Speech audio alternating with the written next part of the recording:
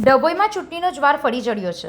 ગામ લોકોના ભાવિ નેતૃત્વ માટે આજે ડભોઈ સેવા સદન અને તાલુકા પંચાયત કચેરીએ ભારે ઘસારો જોવા મળ્યો. ગ્રામ પંચાયત જનરલ ઇલેક્શન માટે ફોર્મ ભરવાની અંતિમ તારીખ હતી. ડભોઈ તાલુકાની કુલ 39 પંચાયતો માટે યોજાશે ચૂંટણી, જેમાં 28 ગ્રામ પંચાયતો સામાન્ય ચૂંટણી હેઠળ અને 11 પંચાયતો પેટા ચૂંટણી હેઠળ આવરી લેવામાં આવશે.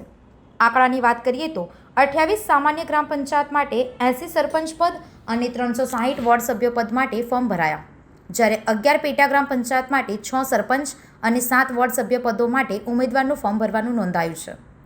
ઉમેદવારોના ફોર્મની ચકાસણી અને પરત ખેંચવાની છેલ્લી તારીખ 11મી જૂન છે. તે જ દિવસે સાંજ સુધી બિનહરીફ ઉમેદવારોનું ચિત્ર સ્પષ્ટ થશે.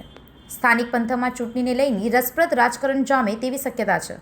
ત્યારે હવે સૌની નજર 11મી જૂનના દિવસે કેન્દ્રિત છે, જ્યાં સમરસ અને બિનહરીફ ચૂંટણીઓનું ચિત્ર સ્પષ્ટ બનશે.